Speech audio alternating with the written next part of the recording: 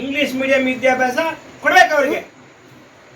ಇವತ್ತು ಡಾಕ್ಟರ್ ಆಗಬೇಕು, ಇಂಜಿನಿಯರ್ ಆಗಬೇಕು, ಲಾಯರ್ ಆಗಬೇಕು ಅಂತ ಹೇಳ್ತೀರಿ. ಯಾರು ಡಾಕ್ಟರ್ ಆಗೋದು, ಯಾರು ಇಂಜಿನಿಯರ್ ಆಗೋದು, ಲಾಯರ್ ಆಗೋದು? ಇಂಗ್ಲಿಷ್ ಮೀಡಿಯಂ ಓದ್ಕೊಂಡ್ರೆ ಮಾತ್ರ ಅವನು ಸೈಂಟಿಸ್ಟ್ ಆಗೋಕ್ಕೆ ಸಾಧ್ಯ ಆಗುತ್ತೆ. ನೀವೇನು ಹೇಳ್ತೀರಿ? ಕನ್ನಡ ಓದಿ ಅಂತ ಹೇಳ್ತೀರಿ. ಯಾಕೆ? ನಮ್ಮ ಕಾಲೋನಿಯವ್ರು ಮಾತ್ರ ಕನ್ನಡ ಓದಬೇಕಾ? ನಮ್ಮ ಕಾರ್ಮಿಕರು ಮಾತ್ರ ಕನ್ನಡ ಓದಬೇಕಾ? ನಿಮ್ಮ ಮಕ್ಕಳೆಲ್ಲ ಇಂಗ್ಲೀಷ್ ಮೀಡಿಯಂ ಓದಿಸಿ ನಮ್ಮವ್ರನ್ನ ಕನ್ನಡಕ್ಕೆ ಸೀಮಿತ ಮಾಡಿ. ನಮಗೂ ಇಂಗ್ಲೀಷ್ ಮೀಡಿಯಂ ವಿದ್ಯಾಭ್ಯಾಸ ಬೇಕು. ನಮ್ಮ ಮಕ್ಕಳಿಗೆ, ವಲಸೆ ಕಾರ್ಮಿಕರ ಮಕ್ಕಳಿಗೂ ಇಂಗ್ಲೀಷ್ ಮೀಡಿಯಂ ವಿದ್ಯಾಭ್ಯಾಸ ಬೇಕು.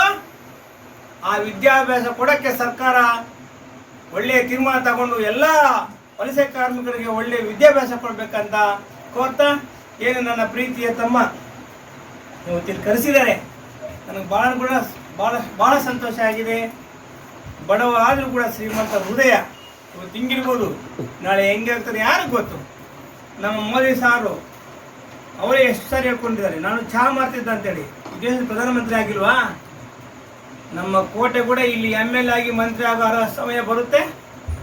ಕನ್ನಡ ನಾಡಿನ ಕಾರ್ಮಿಕರ ಆಶೀರ್ವಾದ ಇದ್ದರೆ ಈತ ಒಂದ್ಸರಿ MLA ಆಗಿ ಮಂತ್ರಿ ಆಗ್ತಾರೆ. ಎಲ್ಲ ಸೇವೆ ಮಾಡ್ತಾ ಇದ್ದಾನೆ ಪ್ರಾಮಾಣಿಕವಾಗಿ. ಎಷ್ಟೋ ಕೋಟಿಗಟ್ಟಲೆ ದುಡ್ಡಿರೋರು ಒಂದು ನಯಾ ಪೈಸೆ ಬಿಡ್ತಾ ಇಲ್ಲ. ಕರೋನಾ ಟೈಮಲ್ಲಿ ಬಡವಾದು ಹಂಚ್ತಾ ಇದ್ದಾನಲ್ಲ, ಇದಕ್ಕಿನ್ನ ಏನು ಬೇಕು? ಸಮಾಜ ಸೇವೆ. ಇಂಥವ್ರಿಗೆ ನಾನೇ ಧನ್ಯವಾದ ತಿಳಿಸಿ ಪ್ರೀತಿಯಿಂದ ಇಲ್ಲಿಂದ ನಾವು ಹೊರಡ್ತಾ ಇದ್ದೀವಿ.